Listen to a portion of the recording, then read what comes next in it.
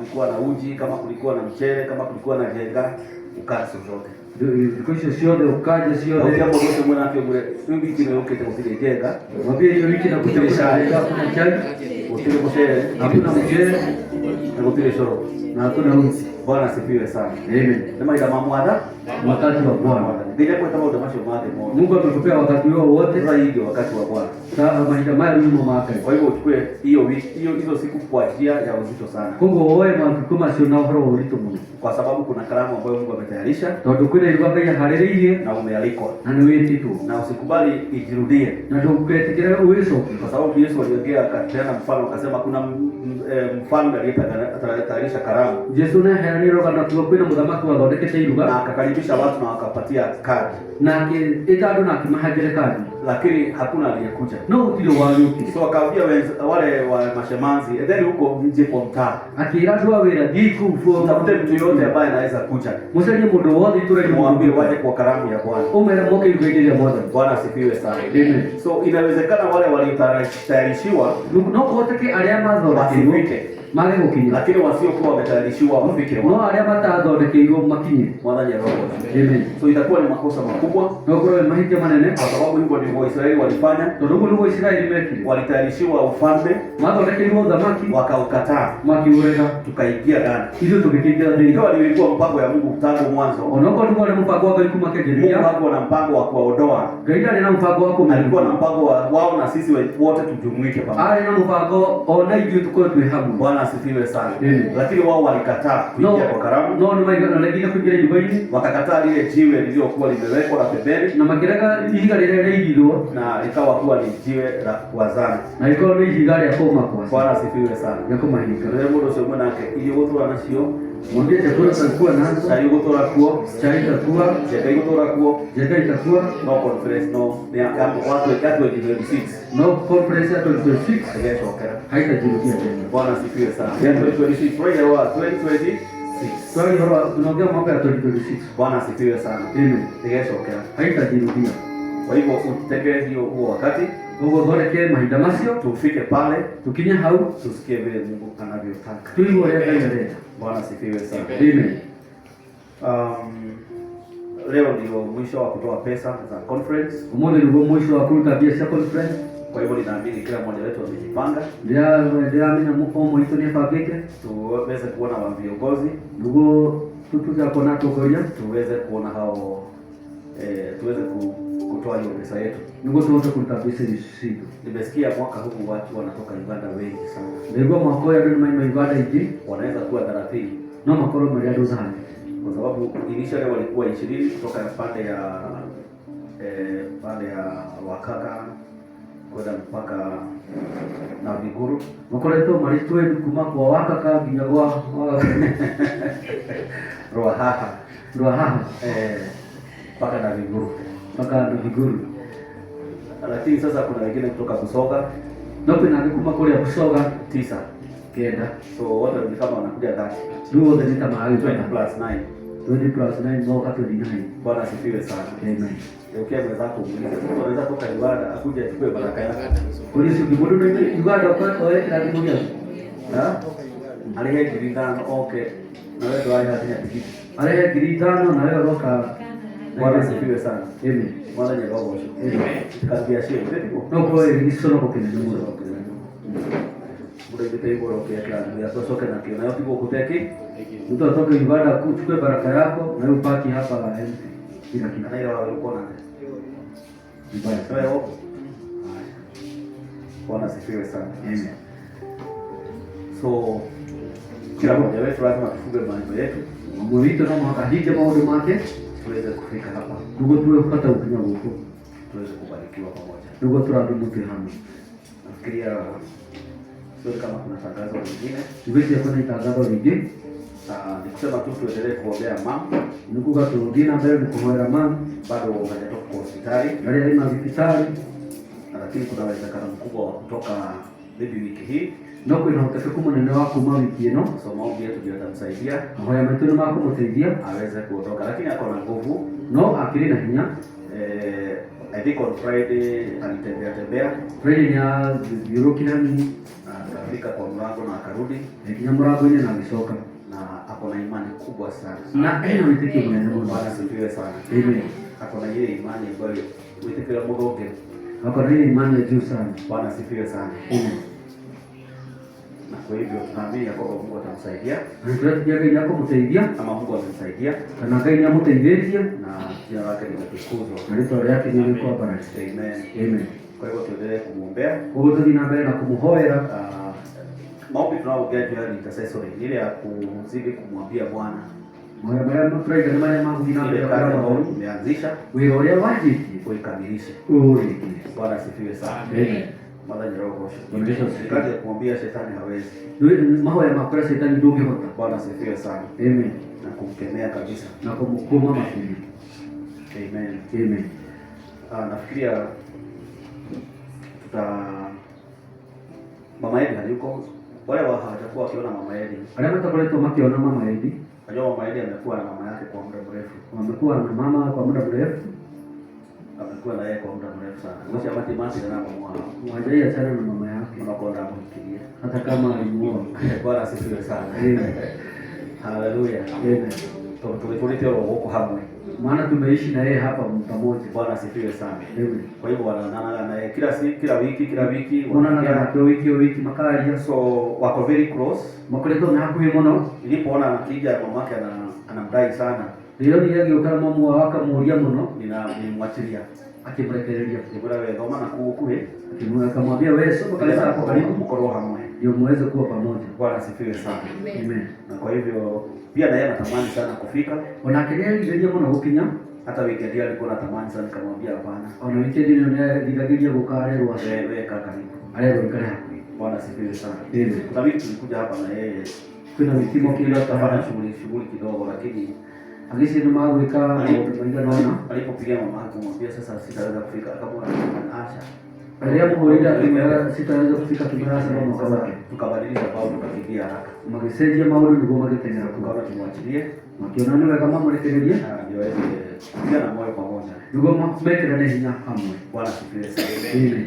So msipomuona msifikirie nimemfukuza. Kwa hiyo wako kila mwana mtiesi ni mwingate. Bwana asifiwe. Amen. Haleluya. Amen. Mwana nyoroko. Amen. Motivation yake pia mfuzo. Amen. Wewe unaenda kwa wale nyumba. Ndio mtu anaweza kukuza akiwa kwa nyumba. Mama tuana ningejua tulianza kukaa nyumba na mati kwa wao. Nasikia kuna watu wanakaa kwa nyumba lakini hawako pamoja. Nyumba pale hiyo. Lakini nyumba kwa mmoja. Na kwa roho nyingi. Lakini ndio ofisi ni mingi. Bwana asifiwe sana. Kila mtu analala yake. Haleluya. Si kama inawezekana watu wale kwa kitanda moja lakini bado hawako pamoja. Lakini inawezekana. Ndio kama wote kana mundu mateha mwanoni mara kwa kitanda kimwe. Ya mwenzako kuuliza inawezekana. Inawezekana. Bwana asifiwe sana. Amen. Bwana Mungu atusaidie. Mambo yake yatusaidie. Amen. Amen. Tunashukuru sana. Sasa kielekea idara mno. Kama iko namna hiyo sio mapenzi ya Bwana. Haiko no uko hana usi basi usitwe duaka. Mapenzi ya Bwana ni tukae kwa amani. Ndio akaituikana naye upendo na wedani. Kama tumekoseana tusameheane. Kwa hiyo ndio ile to hana muhara. Biblia imetupatia order. Kilekana ndio tuhete tuwalo. Kutia morosho moja tele gaini mwana ni wako. Muulize Mungu ndio mwezi wako. Pia na huyo mwingine muulize mwana Mungu ni Bwana yako. Ndio gaini mwana ni wako. Muulize kama Yesu ni Bwana ama Yesu ni mwana wa Mungu. Muulize Yesu lega ikani mwana wake. Ndio Yesu ni mwana ni Yesu ni mwana wake ama ni mwana wa Mungu. Kwa ndio mbele Yesu mwana wake. Kuna watu na pesa wanapenda mtoto mwana hivi kwa sababu mtoto mnaweza mtoto unaweza muamulisha. Wewe unajua Yesu mwana wake imeshaje naomba mwale. Watu wanasikia Yesu ni mwana wa Mungu nasikia anakuonyesha na kwa no mwale wewe wewe. Akikwambia hivi unaweza mwambia wewe Yesu acha. Bwana asifiwe sana. Amen. Tolia morosho kuna Yesu ni mwana ndiye kali mwana wake. Uze Yesu ni muongozi ama ni mwana wa Mungu. Yesu ni Bwana. Yesu ni Bwana ama ni mwana. Bwana asifiwe sana. Amen. Haleluya. Sio mwenzako mwambie Yesu ni Bwana na ni mwana wa Mungu. Yesu ni gani ni mwana wake. Bwana asifiwe sana. Lakini lazima tumchukulie kama Bwana. Ndio mwaka tunaita Lord. There's a difference between hii jina linaitwa Lord. Nikoli nilitwa mwathani. Nikisema kwamba ni mtawala. Nikugani uwe mwathani. Bwana asifiwe sana. Amen. Ni mtawala. Ni mwathani. Na mtawala nikisema ni mfalme. Na mwathani nikugani muthamaki. Bwana asifiwe sana. Amen. Na ukiwa mfalme sauti yako inakuwa ndio mwisho. Na ukikoe muthamaki mugambo waku niguo mwisho. Ukikaidi sauti ya ufalme unakufa. Ukiregana na mugambo wa muthamaki wewe hukuwa. Bwana asifiwe sana. Amen. So wakati Yesu anaitwa Bwana, rĩrĩa Yesu aretwo mwathani, it means that if you claim he is your Lord, no ukiuga atĩ niwe mwathi waku, you must obey his orders. no mũhaka ũbuate mawatho make. Ndio mwenzako mwambie kama Yesu ni Bwana, angĩkorwo Ngai nĩ mwathi, lazima utii amri zake. no mũhaka ũbuate mawatho make. Bwana asifiwe sana. Amen. Na umwambie kama ufuati, na mwĩre kwa ufuataga, tuko na tashwishi. Tuina wasiwasi Kama yeye ni Bwana. Ayo kana wewe ni Ngai. Bwana asifiwe sana. Amen. Bwana Yesu asifiwe sana. Amen. Ndio Bwana wa Ngai. Tunaelewana. Akikwambia enda unaenda. Akwĩra thiĩ ũgathiĩ. Sio unasikia huyu mzee alikuwa amiri jeshi. Ndio mtu Yesu ali amri jeshi. He was the captain of a legion. Ali munene forces. Wale kundi ya jeshi. Alienda kwa Yesu akamwambia Yesu alimwambia nitakuja kwako niweze kuponya mtoto wako. Yesu alimwambia kwa fanya kazi wako. Wale mtu wale. Yule mzee akamwambia usithubutu. Mwanzo kimwera tokaoke. Najua wewe ni Mwisraeli. Ndio wewe ni Mwisraeli. Mimi ni Msamaria. Yeye ni Msamaria. Na Waisraeli hawaingie kwa nyumba ya Wasamaria. Na Waisraeli matikira nyumba ya Wasamaria. Bwana asifiwe sana. Amen. Lakini kuna kitu. Na hapo ina ndugu. Mimi ni amiri jeshi. Yeye ndio mnene wa jeshi. Ninaambia mmoja enda na anaenda. Jina kwa mmoja na mwambie mwingine kuja na anakuja. Kila ukioka nago. Hata wewe Bwana asema neno. Ona wewe Yesu aliyekiugo. Na jambo litafanyika. Na ndio unakufika. Bwana asifiwe sana. Huyo ni mtu alikuwa ni mtu wa kawaida. Usio ni mtu wa kawaida. Lakini alielewa authority. Nani amenyile wazi? Bwana asifiwe sana. Amen. Alijua authority ni nini. Nani wazi Yesu ni Bwana. Kama yeye vile alivyopewa mamlaka na jeshi ya Warumi. Nani Yesu ni mwathi otolewa hetu. Na akapewa askari wakiwa chini yake. Na kile yote kalizuru wake. Askari ukipewa order, mwigaji akiwa wao unatii, unakuja kuuliza ugrade hiyo ngoni. Andikaga hapa kuolia uliniambia nifanye. Bwana asifiwe sana. Ile training wamepelekwa ni ya kushika order. Training ile ya matwale to ya kunyika wao. Mahura go kinya modo akarora hiyo. Mtu anapigwa mpaka anaangalia hivi. Bwana asifiwe sana. Amen. Na hivyo itakuwa indoctrination. Na hivyo kunyorosho. Bwana asifiwe sana. Unapitia training mpaka yani ile pride yako inaondoka. Ongera training kinya mwiti wako ukiruta. Inakuwa mkubwa wako akisema hata kama ni mtoto mdogo. Mwenendo wako aiba ondo no kwa mungu. Akisema tunaenda hivi. Aiga turathi hiyo ndio njia mnashika. Hiyo ndio njia ya mnanyika. Bwana asifiwe sana. Na askari wa kawaida ni bora. Lakini ukienda kwa ile sasa vita kabisa. Ukidhie dino wa bara kama mshadua na commanders tunaenda hivi. Ukirona wale wa mtongolia turathi huo uwezi angalia nyuma. Ndogera budi. Hata ukisikia risasi zinalia. Ono ukigua linajikirira. Kwa sababu wamezoea mazoezi ya risasi zikilia. Tondũ nĩ mamenyerete kwĩbundithia na risasi cikĩhũragwo. Bwana asifiwe sana. Amen. Kwa hiyo hata ukisikia zikichapwa wewe mwenzako anagongwa anaanguka wewe unaendelea. Ona ukigua zigĩtũrĩthio ukĩrudi nyuma mwenzako wa nyuma yako anakugonga. Wacoka thutha ũrĩa wĩ thutha wako akũhũra risasi ũgakua. Au kile kusoka na thutha hakuna kurudi nyuma. Ndio hapo ndio shule yake no surrender. Ndio kusarenda. No retreat. Na ukigusoka thutha. No retreat. Ukigusoka thutha. Na ukikwenda ndio modo sio na kwani ndio kwa no retreat. No surrender. No surrender. Bwana asifiwe sana. Amen. Mada ni roho. Amen. So tumsini wanajeshi. Ili tu jeshi. Wanajeshi wa Yesu. Jeshi ya jeshi. Na kwa hivyo hatuwezi kukaidi. Kwa hivyo tutige ndegana amri za Bwana. Mawatho ma lazima tuzitii. Na mwaka tuzusie hiyo. Na amri moja ni kwamba ukikasirika. Na watho wa mbele ni ati warakara. Era mdosi mwanake ukikasirika. Warakara. Ama ukikasirishwa. Kana warakara ugoje jua waanza kuangalia jua. Wache korona jua. Yule mdosi mwanake ria warakara. Wakati umekasirika warakara. Ama umekasirishwa. Waangalia korona hiyo unaanza kuangalia jua. Mara kama kama ni mandie ona regekate masa yako ile ki ona ile yako kukerera umeherie ndio ona mara kama kule mekate ndio kwa siku kwako umalize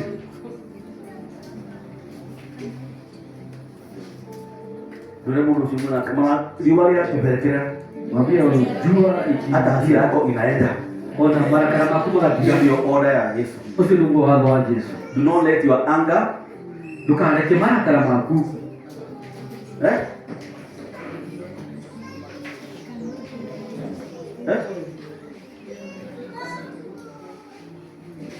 Bwana asifiwe sana. Amen.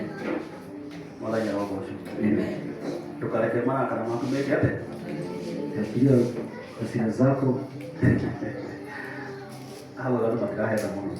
Anaona mbele tekora kale. Watu wanapenda Kurudia kukasirika. borosi kawe tekora kale. Uliza mwenzako kwani unapenda kukasirika? Hau hapo ndani hapo au kenya Mungu. Hapo kwa Bwana haikufurahishi sana. Tokyo bure tena kwa kuruita na Mungu wako. Uliza kwani kuna mambo unakaa nayo ndani yako. Kutale wale kia. Hujaiachilia.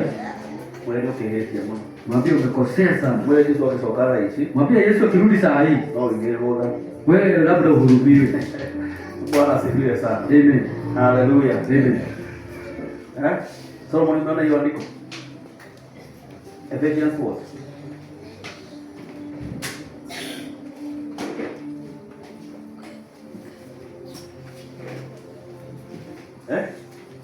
Umeona? Hata ile hazina. Ephesians 4:26. Ephesians 4:26. Ephesians 4:26.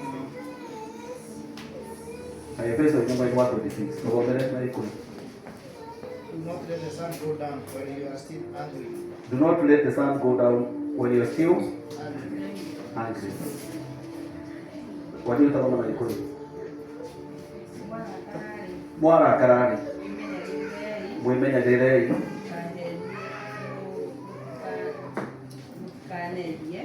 Mwemenya ile musikaneji.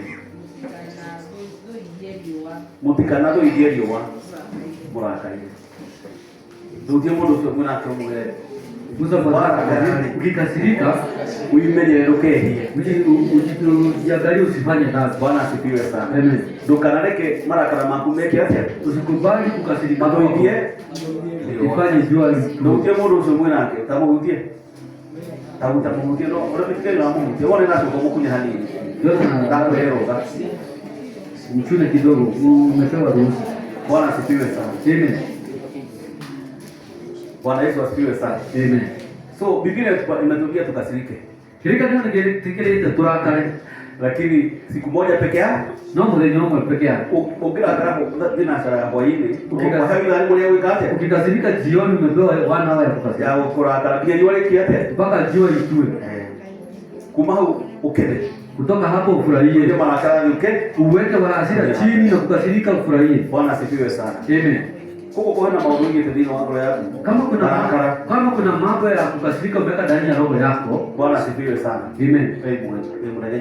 Wewe umepotoka. Mwasi. Ndio modo chomwa. Upigio ile ndio. Mwambie wewe mwasi.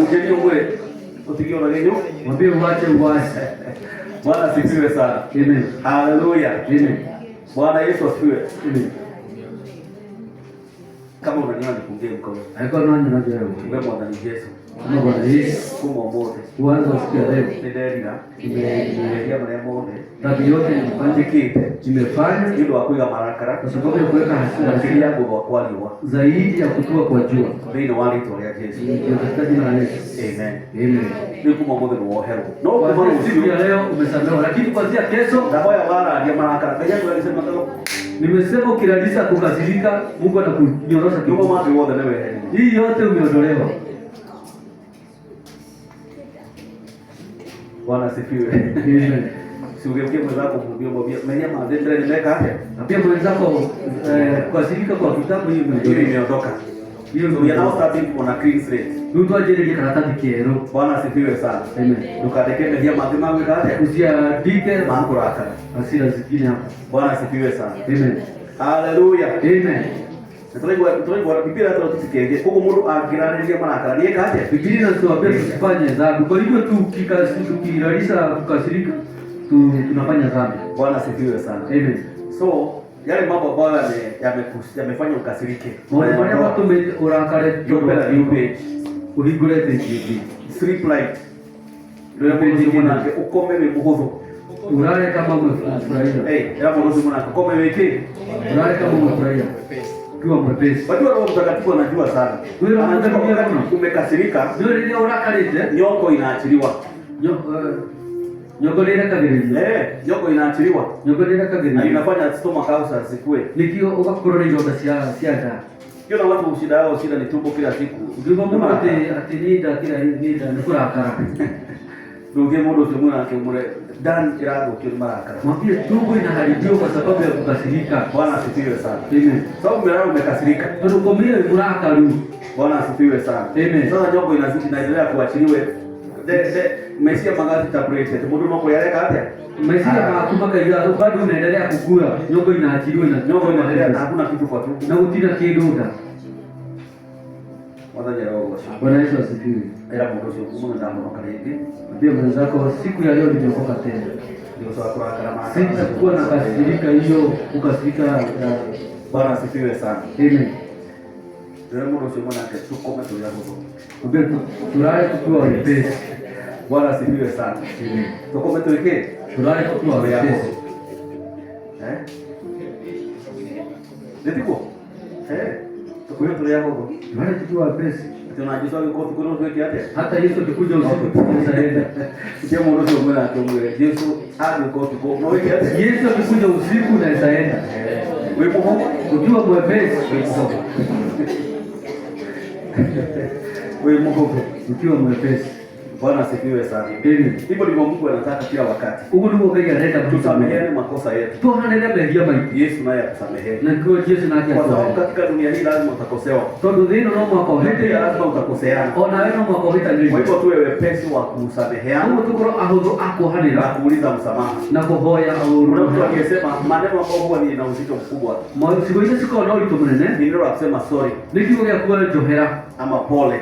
Kana johera ndaso kama hera. Bwana asifiwe sana. Amen. Ama kuga thank you. Kana kuwa ni thank you. Bwana asifiwe sana. Amen. So hiyo ndio maana Bwana lazima tujifundishe sana. Msio ni sio no mwaka tufundishie Mungu. Ndio sio wa Kristo. Hiyo ndio Kristo sasa. Bwana asifiwe sana. Hiyo ndio Kristiano. Hiyo ndio Kristo. Kuhani. Kusameheana. Unconditionally. Hata ni nodo ulikuwa na ulikuwa. Ndio mbona usimu na kuhani na kutenda mwekela mihaka. Kusameheana bila vikwazo. Kana condition. Kana hata ni hata. Bwana asifiwe sana. Amen. Tunaelewana watu wake eh? Tunaelewana watu wa Mungu. Tunaelewana watu wake. Tunaelewana. Ndio mbona usimu na kuhani na kusameheana wotewe kila condition bila vikwazo. Condition ni kugatiri. Vikwazo ni kusema atageko ni kama ohera. Kama hata ulifanya hivi sitawahi msamehe. Wewe ndio wiki ya kama ya shetani. Wewe umejiweka shimo ya shetani. Ndio hiyo. Usiwe sema hivyo. Ukawa modo. Na pia mtu niko wajika. Ndivyo ndivyo umenifanya haidhuru. Sawa. Ndio kuhera. Nimekusamehe na kajajo haya. Na Mungu alisamehe. Bwana asifiwe sana. Amen. Sivilele hapo. Hiyo ishie hapo. Ndio ishie hapo. Bwana asifiwe sana. Amen. Ndio hivyo naye. Tunaelewana? Kana mtu yote kama. Kunawezekana. Sasa kwa level ya nyoka no ya kiroho. Nataka kuangaliwa kiwango hili la kiroho hili imefika wapi? Kiwango kiroho cha juu ni taha. Bwana asifiwe sana. Amen. Ndipo ndio unajua mtu ambaye anaendelea kukomaa. Huko ndio mtu amenye kataki ndiko kuna kiroho. Bwana asifiwe sana. Amen. Yule mtu ambaye atasameheana kama Mungu. Unconditionally. Ulikuwa hana takai hata imagine for example mode by hii weke ile mambo yote ulifanya jana mambo ya nyumba yako na leo uko nyumba ya Bwana. Tole mbodo sio manake maudu mrewe sio ile ndio mrewe yale mambo ulikuwa na wasa jana unafikiria Mungu ajui. Bwana asifiwe sana. Amen.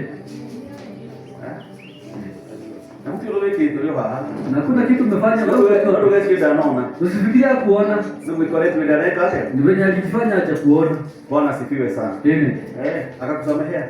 Ipo tu. Anapo hela au huo tu. Au aidha on kaibro. Sasa ni sawa tu. Namsamehe. Ndani kama ile. Nimemwachilia. So hivyo ndio Mungu anataka sisi tusamehewe. Huko ndio gari analeta tohera. Tunavyopenda sisi tusamehewe. Uletwe tohera. Bwana asifiwe sana. Amen. Ili kwa utangulizi usiomba kutenderea it's part of spiritual prosperity. No horoa utoka wake. Bwana asifiwe sana. Usiona utoka wake. Atiro kelea ndio weka yake. Unasema mimi watu wote bila kuwa. Bwana asifiwe sana. Hivyo ndivyo mtu anakuwa kiroho. Huko ndio mtu akora kiroho. Amen. Amen. Bwana asifiwe sana. Amen. Tunaongea twende kitabu cha John chapter 1. Tulifikiria Yohana wa 3 verse 2. Kwa hiyo kama ni gani? Wacha nisome verse 1 and verse 2. Mzee kwa Gayo mpenzi, ni mpendayo katika kweli. Mpenzi, naomba ufanikiwe katika mambo yote na kuwa na afya yako kama vile roho yako ifanikiwavyo. Bwana asifiwe sana. Amen. Haya maandiko ndio tumekuwa tukifikiria. Maandiko haya ndio tulikuwa tukisikia Na tumekuwa tukiyafafanua. Na tulikuwa tukimataburukia. Kwa sababu ukiangalia yanaonekana machache. Ndio makionekana ni maonekana mema nini. Lakini tunaweza yahubiri mwaka mzima. No, tumahujia mwaka mzima. Na yasikwishe bado. Na maana kudika. Kwa sababu kuna wingi sana katika neno la Bwana. Ndio kuna unena mwingi ndani wa. So yule anayeandika hapa ni anaitwa Yohana. Yule anaandika haya anaitwa Yohana. Yohana alikuwa ni kipenzi cha Yesu. Yohana alimwona wa Yesu. The Bible says it is the disciple that loved or was loved by Jesus or loved Jesus. Kile kandio kinga ni mtu ule awende tu mwana ni Yesu. Na kwa sababu ya vile alivyompenda Yesu. Na sio wale ndio Yesu. Na vile Yesu alivyompenda. Wale Yesu mwendete. Wakati ambapo Yesu alipokuwa na kata roho katika msalaba, na ndio Yesu kuaga hali mudharafa ini kama firstborn katika familia yake, ndio hapa mwana wa Bernardo baba yake Yusufu akiwa amelazwa amekufa, papa au Yusufu akoletwa huru kile. Yeye Yesu alikuwa ameachwa katika boma yao. Yesu no wati yetu ndio wa familia. Kama firstborn alikuwa amechukua hatamu za uongozi wa jamii yao. Eta mwana wa Bernardo wote horo wote. Na kwa hiyo yeye kama mtu responsible, kama mundu wena wingine na wakati wake umefika wa kufa, na maisha makina mako hakuacha mama yake mikononi mwa Yakobo brother yake. Datigire mama mkono mwa Yakobo brother yake. Hakumwacha kwa Petero ambaye aliyekuwa ni kiongozi katika wale mitume 12. Na mtigire mkono mwa Petero wale lakini akiwa pale katika msalaba alipokaribu kukata roho. Na haya mkafanya hapo yekubwa. Alitazama akamwona mama yake. Aliona mama wao. Akamwambia mama, akimwambia mami, angalia Yohana. Yohana, angalia mama yako. So Yesu akahando wa mama yake. Yesu akahana mama wao. Kwa huyu kijana mdogo. Kwa mwanake yule munini.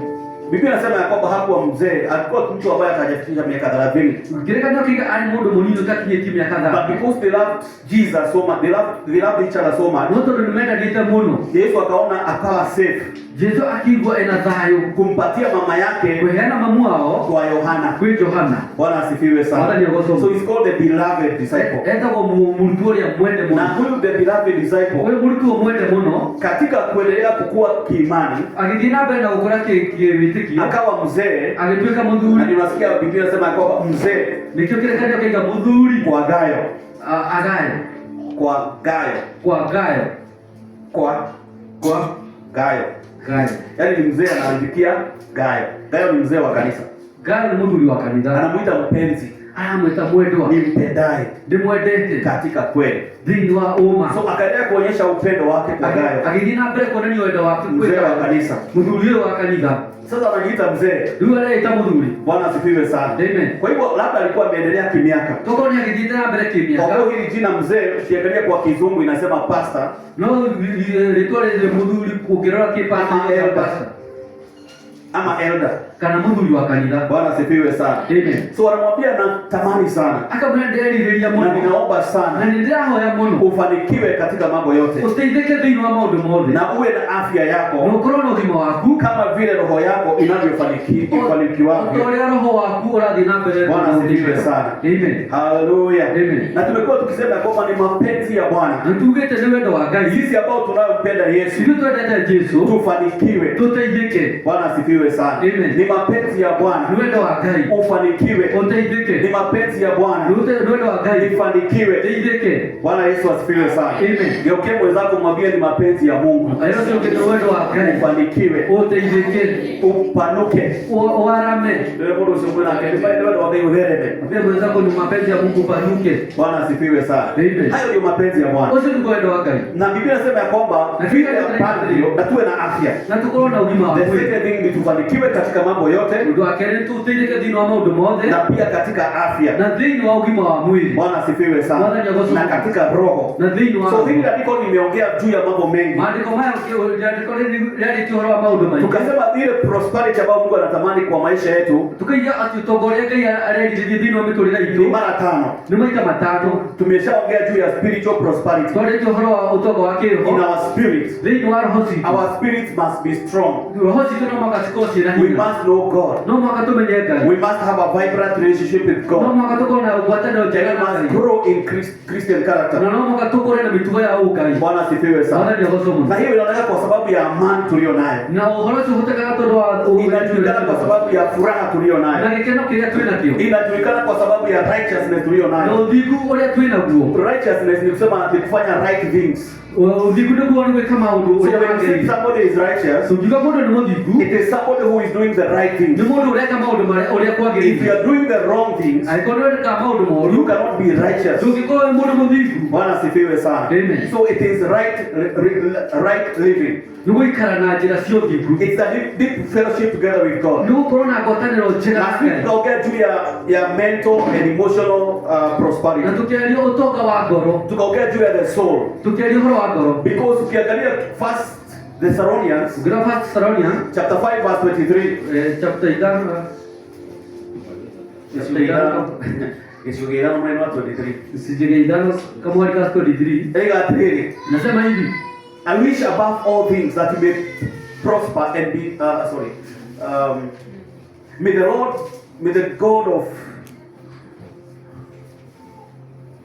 God of peace keep your soul and your spirit and your soul and your body holy unto that day. What have you saw me? edorome. Ilikuwa na kitambo. Hili maandiko nilihubiri sana wakati miaka ya 2000 soko. Niarudirie muno yake ya tuta. Hata nimekaa sana bila kuifungua. Ona nikaleta muno Eh? First Thessalonians chapter 5 verse 23. Yes. Hebu soma. May God Himself, the God of peace, May God himself, the God of peace, sanctify you sanctify you and through. through. May your whole spirit, May your whole spirit, soul, and body be and kept body blameless be kept blameless at the coming of our Lord Jesus at Christ. the coming of our Lord Jesus Christ. Amen. Wathesalonika wa mbere ithano mweri wa 23. Na Ngai wa thayũ, wacha niwasomee.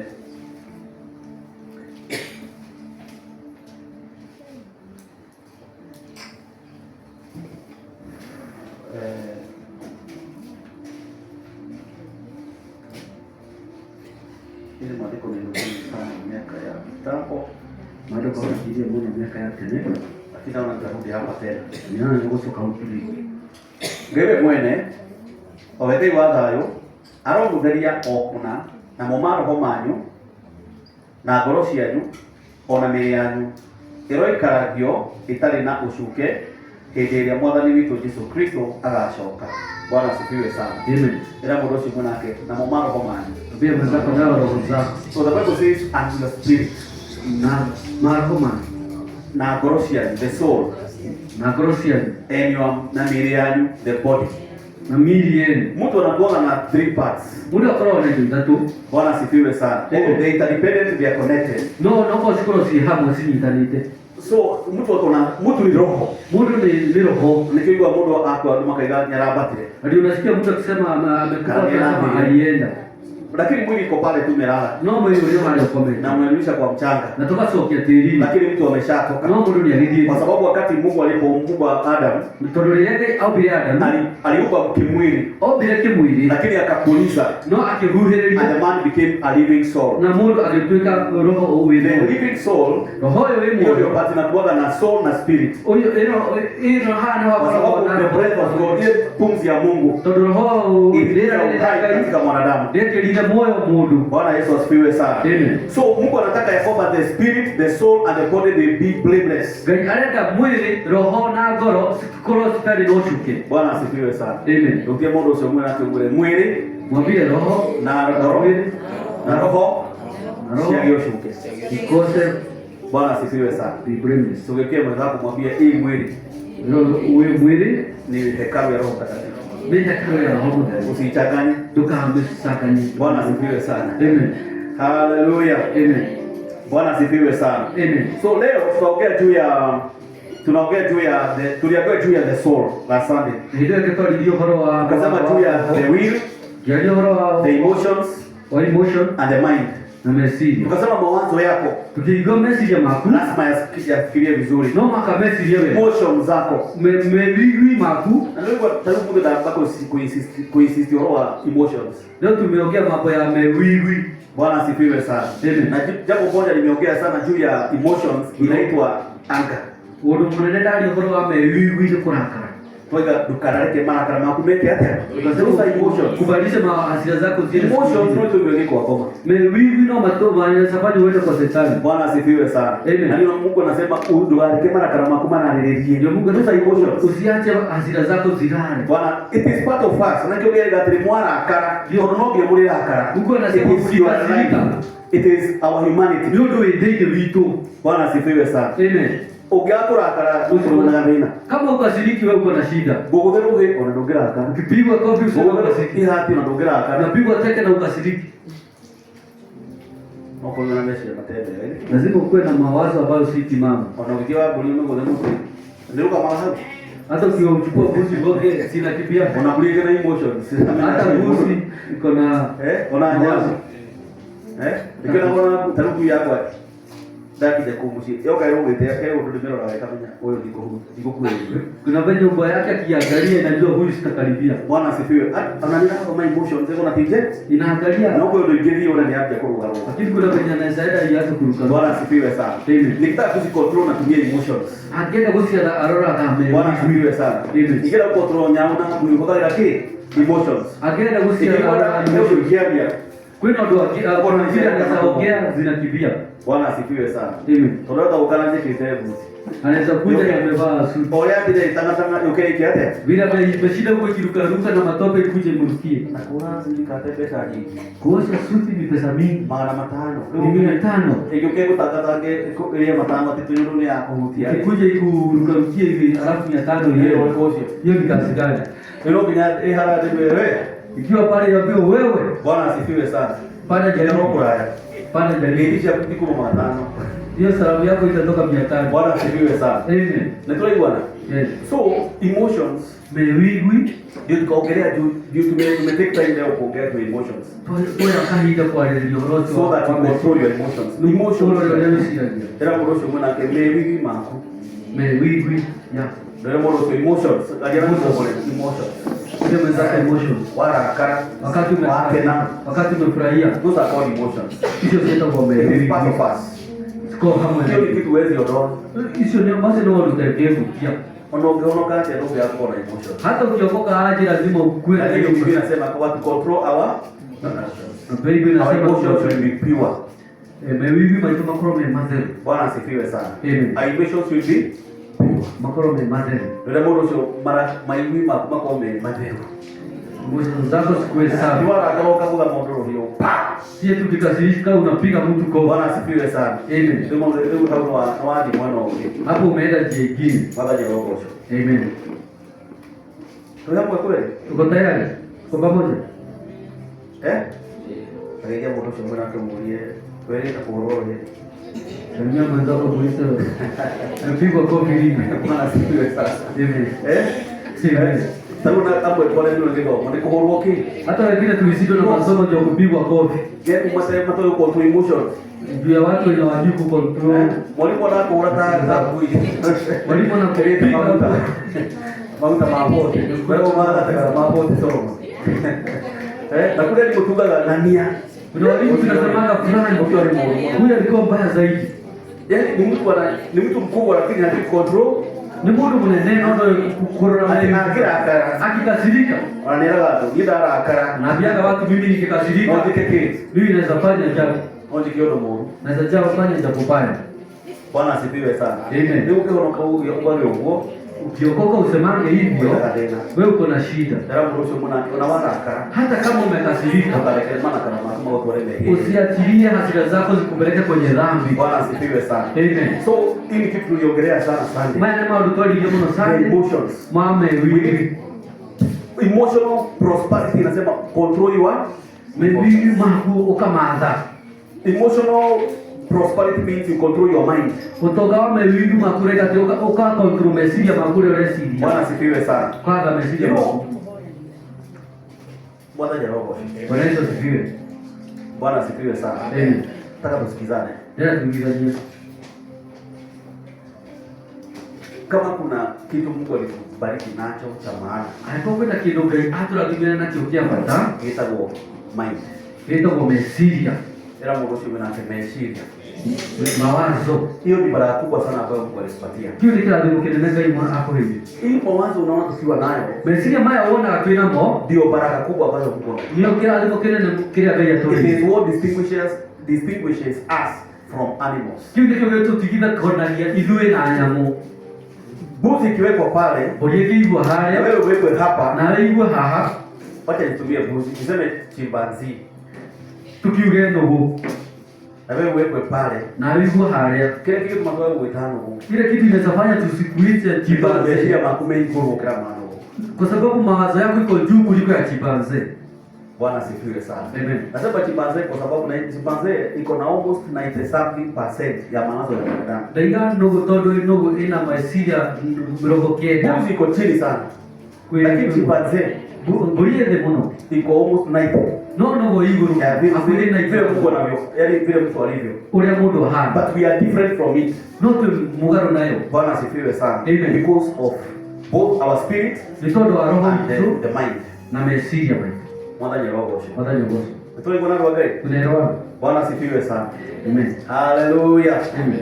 So if there is anything that we need to take care of, Ako kwino tukagiri ukorora it wega. is our mind. Ni mesiria mtu. Jambo lote mwana wake mwe ukidongesho the winners. Mwambie zile vitu zote uko nazo. Yeye patana kia kujitira. Ile kitu ya maana na kulinda sana. Yetukailita ita Isibiwa na shetani. mawazo yako. Nimeshiria makuu. Bwana sifiwe sana. Amen. Proverbs chapter 4 verse 23. Proverbs 4:13. Eh? Bora mkwe. Proverbs 4:23. Mwalimu. Kinya. Ndogo ile ni kasi. Bila sema nini? Nina mwenzako. Bwana sifiwe sana. Amen. Proverbs 4:23 nasema hivi. Makiria macio mothe. Zaidi Ndagagira ya ngoro yangu. linda moyo wako. Nigukorwo niyo ĩthi makiria gĩtherũkaga muoyo. Maana ndio chemichemi itokayo uhai. Bwana sifiwe sana. Amen. Yakisoma kwenye gate. Makĩria ma wĩgitĩri waku wothe, Makiria ma wĩgitĩri waku wothe wĩgitagĩre ngoro, wĩgitagĩre ngoro. nĩgũkorwo ihumo cia muoyo Nĩgũkorwo ihumo cia muoyo nĩ na thĩinĩ wayo irĩ. nĩ na thĩinĩ wayo irĩ. Bwana sifiwe sana. Amen. Ihumo cia kĩ? Cia Cia muoyo. muoyo. Chemichemi ya uzima. So the soul, Kogo goro. and ideally here we are talking about the mind. Haya turaje mesiria. Bwana sifiwe sana. Amen. We are talking about the mind. Turaje goro wa And the mesiria. mind is that resource Ati mesiria ni mo out of which anything else that you need to have in life Maundu mothe mamari akoragwo namo will huko ni flow from. maku So the soul is like a well kogo goro ni ta githima out of which kile kiumaga life flows. moyo. Bwana sifiwe sana. Amen. The mind Mesiria is very critical mako na nyama nyama. because it is what your spirit communicates with. Tondu goro roho akuaragia na mesiria. Uweze kuchukua kile ambacho Mungu amekupa Niguo nyite kiria Ngai akurehire. kilete katika ulimwengu wa. Ukirehe thĩinĩ wa thĩ ĩno tũrona. Bwana sifiwe sana. Amen. Hallelujah. Amen. Bwana Yesu asifiwe sana. Amen. Tutie moyo sio mwana mwele kuwekea yasio da vina sio. Gusa mwenzako mwambie kwa Ukita moyo yako mwana. linda moyo wako sana. Bwana asifiwe sana. Amen. Torobino wayo. Juu ndani yake Iko kuna imashi ya moyo. kuna chemichemi cha uzima. Bwana asifiwe sana. Amen. So what you feed your mind with Ile kitu nalisha mawazo yako is very very important. ni ya maana sana. Bwana asifiwe sana. Amen. Ukihe maisha yako giko. Ukipea mawazo yako uchafu, Mwana wapi kama ndo wako. wewe unakuwa mchafu. Bwana asifiwe sana. Amen. Ndio mbona sio mwana wiki telebeshi ndugu kirodoma. Angalia zile vitu Nasoma nasoma. wenzako mwambie angalia sana vile vitabu unasoma. Programa kubwa ya mbona udoma Zile program unasikiza. Programu hiyo tikadiria. Zile picha unaona. Bisaiyoona Kwa sababu hizo ndizo zitakufanya wewe utakuwa nini katika maisha. icio nicio ciugaga wewe gũtuĩka ũthĩni wa mũtũrĩre. Bwana asifiwe sana. Amen. One of the entry Njĩra ĩmwe ya kũingĩra into your spirit is the mind. thĩinĩ wa meciria roho waku nĩ meciria. Bwana jaroho osho. Amen. Umuthi tutakuwa ni wa physical prosperity. Leo tunataka kuongea mambo ya utajiri wa mwili. Physical. Yes, The body. Mwili. So the body, you have the spirit, the soul and the body. Leo nimekuja mwili. Mungu tunataka wa mwili. Bwana asifiwe sana. Amen. Hata leo tulielekezwa takuli hichi kidomo. Kuna kwa the soul, there is so much. Kuna vile tulisamaliza masomo kama tunaongea mambo ya physical prosperity. Mambo ya utajiri wa body, wa mwili. Bwana asifiwe sana. Amen. Hallelujah. Amen. So when you talk about the physical prosperity, yeye tunali horo kutoka wa mwili, tunaongea juu ya mwili wako. Tunali horo wa mwili wako. That this is the dimension of bodily health. Mambo ya vitality. Mambo ya ugima wa mwili. Ambao Yohana alisema kwamba ndenda otoria na ugima wa mwili. Ile Yohana alisema ukweli na uzima you prosper in all things, even in your flesh, in your body. Utoke dino modo mode na utoke dino kinya ugima wa mwili. Bwana asifiwe sana. Amen. Nataka usikize hii. Leo dikiri God desires your physical frame to be strong. Kenyeria ugima wako wa mwili so that you can fulfill your other calling. Nugu hata kuhigia mwito wako. Utia modoso mwana kumletea katika ushoka. Pia mwenzako usizare. Bwana asifiwe sana. Kubali kulala. Wewe modoso mwana katika ushoka. Pia mwenzako ungesikia kukoma. Ushoka leo kwa mesiria. Ndipo dokota wewe sio ukikagate. Kulala kulalisha mawazo. So ndio kwa the mind. Wewe fikiria wakati umelala. Your mind strong. Ndio tunali horo amesiria makao nimenahinya. Bwana asifiwe. Ndio ukikire gore yako kweli yasio the winner. Sio tunasema ulinde roho yako na kukuiani na umeshia mambo yake komia. Ndio kitaka kukiwa na mambo yako yanatoka. Ndio baraka zinakupita. Tondu kinyangiria kenda ukurathima amba akwaria nawe. Ndio hata Mungu akitaka kubariki na mambo makiigwa. Lakini lazima mawazo yako ikuwe hivi. Bwana asifiwe sana. Amen. Mwathani ni sorogosho. Amen. So God is talking about our physical beings. Kai arali horo toka wangu. You cannot be able to fulfill your call, your other calling. Ndio ukinyenelia mwito without a strong body. Utena mwele mugima. Utia modosho mwele dogota kukinyenelia kia beya mwitiriria na wike muturiri. Huwezi kufanikisha chenye Mungu alikuitia. Utia modosho mwele anto mwele. Mutie dogota kuhigia. Apia mwenzako huwezi timiza. Kia yenda kuhigia muturiri. Ile kitu Mungu anataka utimize kwa hili mwili. Ukigwa udhino wangu. Kama unajisikia vibaya kwa mwili. Bwana asifiwe sana. Amen. Ndio modosho mwele aka you need a strong body. Wajua kwa ina mwili na hinya. Bwana asifiwe sana. Amen. You need good health. Wajua ina ugima wa mwili. So it is the intention of God. Koko ni mworoto wa Ngai. You have bodily health. Okoro na mwili wina ugima wa mwili. Bwana asifiwe sana. Amen. So oya modosho mwele aka mirimo ni makweka. Mwambie magonjwa kutoka kwa Mungu. Mwadhani rogosho. Amen. Hallelujah. Amen. Ndio kwa maana Old Testament. Ukisoma kile kanisa kuna wewe si mimi mwa kuliko unaweza fikiria magonjwa yanatoka ni mwani makulika kile mke yaka nikulekelea yake ile Mungu anafanyaka na achilia ikukute. Bwana asifiwe sana. Amen. Ila bodosho mwana kumali hata mwahitirie wakati hata alifanya dhambi au ai invite shetani ndio alialika shetani na kwa hivyo shetani sasa on the loose. Sasa shetani ameachiliwa. Bwana asifiwe sana. Amen. Ile bodosho mwana kwa mahana hana leona melo nikole motika. Shetani anakaa kama vile unaonaga simba huko kwa. Biblia inasema kwamba alikuwa atake tamoro. Biblia inasema anazunguka kama sifiwe sana. He's on the loose. Ameachiliwa. Biblia inasema ashaka tamoro. Agenda mtu aweka hata. Anazunguka kama simba akiangalia mtu wa wewe yale. Ukifanya dhambi Biblia inasema mauru. Si Mungu analeta ndio ndio yakehera pia. Ni yeye anatoa shetani anakuja. Na mambo mengine ambayo shetani anatumia ni magonjwa. Na mambo mara shetani anatuma kana neema. Yanayoathiri miili yetu. Ile atoka ile mtu anatukosesha amani. Akatuma tu agenda hai. Bwana asifiwe sana. Anataka mawazo yetu. Akahutia mesia. Mungu akiondoa ile ua yake gari yake kutia ugiri wake, unasikia mawazo yako imekuwa bombarded. Ukaigwa mesia makudu maritu. Bwana asifiwe sana.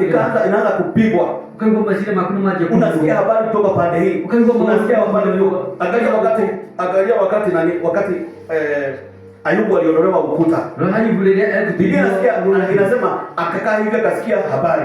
Aikala kwa kingo akiwa haya kule. Kiromo ndio kulea sino. Na vyo hii imechoma. Ndio kunywa make. Lazima usituke. Hebu unaishi tatufika nini? Ndio ukiona Mungu wa wakati mtu apige simu. Ala matakoragia simu umeja. Hebu ndio ukiniita ukumakie. Utoke nje uambiwe maneno kusikia. Bwana asifiwe sana. Ndio kwa matakoragia simu pia kanisa. Kuna watu wazima simu hata kwa kanisa. Ndugu yako uhonetie kama uwezi kuwa unaona ndio nyumba yake. Hata kama uko nyumba ya Bwana kuna ripoti inaweza shika uikare umakite. Ukae kama umeshtuka. Wewe kama ni demo. Kuna siku moja nikiwa kwa Thika. wewe ndio mkuu ya Thika. Nilikuwa Thika nitengeneza timetable ya shule. Nilikuwa yule mtu alikuwa anatengeneza timetable siku hizo. Hapo nikata timetable hiyo. So tukiendelea kufanya timetable, Akitoleka timetable tukiwa kamati. Kama Sasa nikasikia simu. akigua timu yangu Nikatoka nje. akimaja. Hello, master. Tumishi. Gari ni asili wai. Gari imechomwa Na leo nilipigwa kwenda kwa gomenti. na tuko comment Hado hena ka police camp. hadi hena polisi.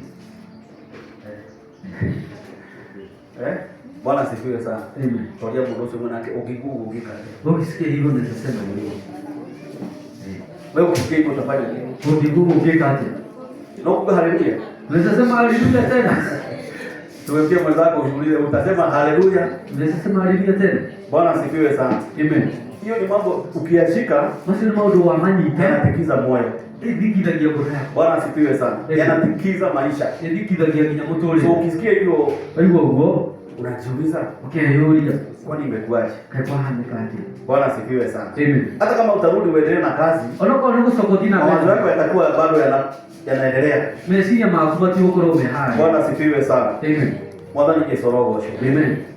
Na jambo la maana ni kwamba Udo hapa tani atiri. ukiweza kujua kuyatawala mawazo yako, Ukimenya kunyita unaweza saidia mwili yako bado. Unasaidia mwili wako. Bwana asifiwe sana. Amen. By the way, there is no haya mambo yote yanaanza from the spiritual prosperity, the soul prosperity, sasa the body prosperity. Roho yako ikiwa na uzito wa kufanikiwa, roho yako inaulitoa na mawazo yako yaweze kufanikiwa, na roho yako itaje, unaweza kudhibiti mwili wako. No hata kutoa mwili wako. Bwana asifiwe sana. Amen. Ila mroso mwana ugeta kubasha dini wa roho, ukiweza kusaidia katika roho, dini wa roho, ndani ya roho, ona mwili na ugashire. hata mwili na sawa. Bwana asifiwe sana. Amen. There is no way mtu anaweza kuwa na afya gutire mundu akikora ino gima wa mwili kama spirit imekuwa attacked aikora roho ne na soul haiko stable. na korodi kwa vile shida zingine ambazo zinaathiri mwili ndo maneno mengi madogo zinatokana na soul. mwili maka dhini A soul that does not prosper. korodi aita iruka Kwa sababu mawazo yako kama hutaweza kuyatawala, ndo ukira mundu uyashike nyama, mazira maku uyatumie, umathe itaanza kuattack maisha yako. makoje kukura mutulira wako. Unaona kama kuna magonjwa mengine yanatokana na mawazo. Kwena milimu imana kana mesidi. Kuna mtu akisikia kama vile nilisikia, Kwa mtu akibugu na hivi anapata pressure immediately. pressure kaba tahu hau. Bwana asifiwe sana. Amen. Kwa hivyo utaendelea kaje? Pressure. Yeah.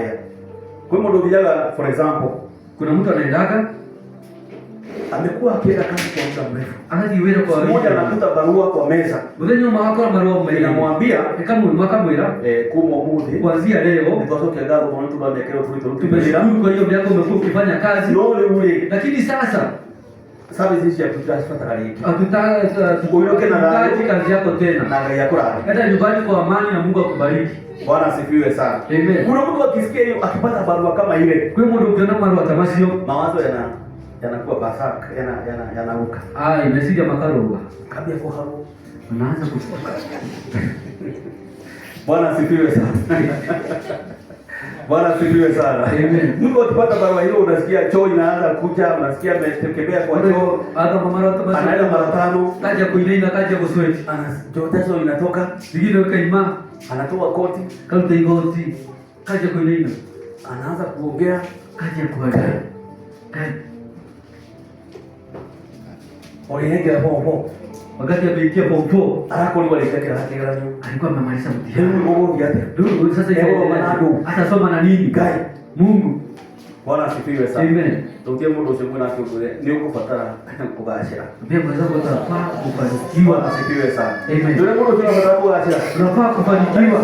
Emotional intelligence. Usiduko That when you receive information, Lilia unaweza kujua jinsi ya kudili nayo. no mwenye ule kucontrol uhoro. Otherwise kuna habari ukiipata Kwina uhoro geibwa inakumaliza. eka kumaka kuni. Kuna watu ambao wakipata habari Kwina ndo maibu kama ile. To uhoro to Unasikia wale. mtu ameanza kwa hiyo kuhara. Mundu akaje kuendesha. The next thing usikia amepelekwa ameitiwa ambulance. Mundu agetura ambulance. Organs zimefeli. Ikoni siathira. Iko sikaliweka kuruta wewe. Bwana ni pressure. Pressure hapa. Pressure ya shuki ole mwe. Pressure imepanda. Yake ya sijui maana maida na. Nafika 300 Na morosho no. ICU. anawekwa hewa. Alafu nasikia yakua. Alafu nasikia amekufa. Ndio tembo ndio ngure. Ni uko pata kuacha dini wako. Ndio mwanzo unafaa kufanikiwa katika ndio unakwenda ubie ndio wake. Kwa sababu mwili unasaida kwa sababu ya roho yako. Bwana asifiwe sana. Haleluya. Amen. Na tunahitaji kuwa na shock absorbers za kiroho. Your spirit is strong. Your soul is strong. The body is unadhibiti mwili wako. Roho yako ina hinya. Bwana asifiwe sana. Roho yako ina hinya. Haleluya. Control mwili wako. Mwanzo roho sho. Amen. Bwana Yesu asifiwe sana. Kuna mtu tu akisikia biashara yako imekwisha. Kwa mtu hivyo biashara yake ni adhira. Kuna mzee alikuja hapa juzi. Kwa mtu ngiro kila juzi. Aliniambia huko Gikomba kuna wakati moto ilikuja. Akimwenda Gikomba kweli ndio mwaki wa kile. Choma kila kitu. Ukisina kila kitu. Akaniambia watu wengine kama saizi hawajisikii. Akimwenda kweli adoa ile biashara na ni mamilioni ya pesa. Na mamilioni mabia. Ndio ameweka bills za milioni kama 30. Tutupenda ndio mbele milioni kadhaa. Bwana asifiwe sana. Amen. Sasa huyo mtu ataenda wapi? Huyo mtu sio huko. Taulia mwodosi mwana yake atere. When the foundation is shaken. Ndio yangu kwa digital. So ukiwa mwanzo kumwambia ndio yangu kwa digital. Wakati mziki tatizo. Haya ndio mageka atia. Wale watakatifu watafanya nini? Bwana Yesu asifiwe sana. Amen. When the foundation shall be shaken. Ndio yangu kwa what shall the righteous do? Haya ndio mageka. This is now the message that should help you. To be able to have a way of standing even when the foundations are shaken. Kuna mjadala likija kwa maisha yako. Kama if you have not prospered in your spirit and your soul, your body, ndio mshindano unakuangusha mara moja. Shetani yako kwa hivyo. Ninakumbuka wakati nilipata hiyo habari. Ndani kanadede bilo korosio. Bwana asifiwe sana. Amen. Mimi mwenyewe niliacha dereva nikamwambia wewe uelekee kwa Nairobi. Utoleje gari na Nairobi. Mimi nilikuwa nimeambia dereva usitoke Nairobi, wewe endesha gari huko Nairobi. Hapo kwa sababu kwa ile alikuwa hivi. Alafu kupigia akiwa Kisii. Na mwenyewe ndio utumia na ko. Alimuuliza ni nani alikutuma huko? Akija pasta ndio ile za kuisha Desemba na kuna bonanza. Shauri shida ni kama ndio modelo hili kile. Pasta nilikuwa nimebeba Desemba nikapata pesa ya kulipiwa. Haiko. Sababu ni sawa tu. Haiko. Ni sawa. Bwana asifiwe sana. Wewe watu kama taifa mbona? Mama dereva wasikiana. Bwana asifiwe sana. Leo umesha makebea kutulia tu mahali. Sasa mimi mawazo kaanza kumuuliza sasa. Ni jambo nilisikia nikaona sasa nikaanza kufikiria. Akaje wewe si. Nipate kaya iko na ina. Nyumba ilikuwa nalipa 15,000. Mshahara wako wote yako mimi pekee na waro ni yako. Mshahara yako yote ilikuwa kwa roho. Kwa hiyo pesa hiyo kwa yote huko. Ile pesa inakuja na vipi hata nyumba. Bwana asifiwe sana. Amen. Kimeni niweka hata. Akajua kumharibika. Mharibika. Leo mbona ndio ya. Kapia kama msaidia niweka hata. Nijue venye msaika. Bwana asifiwe sana. Amen. Na sasa ndio ndio kile kadiri. Na hiyo Jumapili nilikuja kanisa na akahubiri. Bwana asifiwe sana. Amen. Ndio mmoja na sasa ndio kile kadiri. Hata Jumapili alikuja kanisa kujeria na akahubiri. Na ndio ile roho yoke. Na akasema Mungu ni mwaminifu. Bwana asifiwe sana. Amen. Mwadaje roho. Amen. Kidigira nyumbani na wale ndio hivi. Mambo mama jioni mambo iliharibika. Ndio ndio tusikilie he. Lazima tufikirie haraka. Tumekadhari na tukibaraka. Jumuri hapo wa nyumba. Kidogo tuko na tutalipa mtu wa nyumba. Arabika sibona ke. Tubaki na deni. Tutikura madina. Wacha na mwenye. Sasa haraka. Rusio Kesho. Eko lugere ile. Kuna mahali ni dada ya kodoko. Sijaipitia huko. Ndio tukaje na kuita kwa mwiki. Taenda huko mwiki. Ndio ndio kama mwiki ndio hilo hana hata kulaga na hadi ya post election. Mwiki kulikuwa na shida wakati wa uchaguzi. Tuangalie tupate nyumba ya pesa. Kabla hapo todo ningenda groho hakuikimbira Thika road. Nyoneje yao ibera. Alikuwa anamwambia mahali karibu kitokea Thika road ya Bakasi. Kumwe Bakasi kuita ni kutoka Bakasi kwenda town ni mali ni pesa nyingi. So no ndio kuipanga. Lazima jipange. Ndio mental prosperity. Kutoka wapi Syria. Tena mruzi mwana kutoka wapi Syria. Kutoka wapi Syria. Bwana sifiwe sana. Hii mambo ninaongea kuna wakati tajaribiwa. Mambo yanakukuta kwenda magera hiyo. Inakubidi sasa wewe ufikirie. Maoni mao kwa na uamue. Ukisikia na wakati. Kuna mtu akishikwa na hilo jambo anashinda tu hapo kwa kitanda. Kwa mtu anyiko kwa ndo toka kitanda kwa hapo ya nione. Tulia gani? Nikiwaje kwa ubora. Bwana sifiwe sana. Hebu dada kutukata. Mwathani arogocwo. Amen. Na niguo gutungatite miaka mingi. Ndio kutumikia na umeniacha. Nimatikia rungu rwa bana. Umeniweka kwa mashine. Ni wapio. Ni maliza. Ni goma. Bwana asifiwe sana. Amen. Lakini mimi nikamwambia mama Eli sasa. Tambia mama Eli sasa. Unapo nitokolea, tokolea utukoyo. Hata kama tutalia usiku mmoja. Leo ni yote. Kiroko ngaliweke hata. Wanalia usiku mchana mwangaza inakuja unafurahia. Yes. Maito ni moto kunatia saa kwa night. Machozi ni usiku. Joy comes in the morning. Furaha inakuja asubuhi sana. Amen. Kwa hiyo wewe tukirira. Sasa usiku wakalia. Kwa maisha ni maisha. Wakati maisha imebadilika. Magaro mkaore imebadilika. Bwana sifiwe sana. Amen. Adomari anage shiko ni maso kiokolia na kile. Watu walikuwa wanakula sausage asubuhi, sasa hakuna. Jimura yule tudie twende tukuru yasi ana twende nyumba. And that is what we did. Wakatafuta nyumba wakataka shule. Jira kwa damu ni togobi no okeyenda. Hiyo njia tu walitoa ndio kwa modo moa ina kitona na tuproti tu na nyumba lakini tukone. Ukipia wakaenda wakaona nyumba kwa mtu alikuwa anajuana. Hau tukenya na mrato ukivitoa kale tukuili ndio situ sio. Hapo kuongea na rafiki yake ndio Rukuru. Joy na ndio akatafutiwa shule. Maisha makaendelea. Na maisha ikaanza upya. Bwana asifiwe sana. Amen. Alipoikate na maisha ikaendelea huko. Bwana asifiwe sana. Amen. Lakini kuna mtu akishikwa na mambo kama yale. Nuko mtu anyitwa na mambo. Haita affect tu mawazo. Hata mwili itakwisha. Kinya mwili ukamjua. Bwana asifiwe sana. Amen. Kwa hiyo mtu anyitwa ni pressure. Mtu anashikwa na pressure. Anyitwa ni mlimo wa higo. Anashikwa na magonjwa ya figo. Na ile magonjwa mengine. Bwana asifiwe sana. Amen. Yule mtu usimwona kidogo ya ugashire. Lazima you must prosper. Lazima utajirike. In your spirit, ndani wa roho, in your soul, ndani wa roho, in your body, na ndani wa mwili. Ila mruhusu wewe ndo wake. Wewe ni mapenzi ya Bwana. Upone. Bwana asifiwe sana. Amen. Tuende 1 Corinthians chapter 6.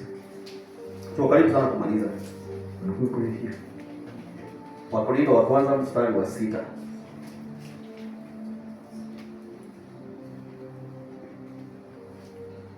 Wakorintho wa kwanza mstari wa 6.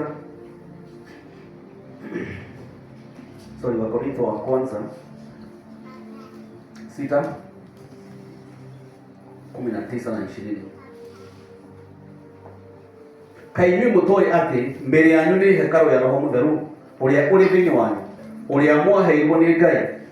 Inyue mutire anyu inyue ene inyue mwagũrirwo na thogora ni undu ucio teithagiai Ngai na mĩĩrĩ yanyu. Bwana asifiwe sana. Amen.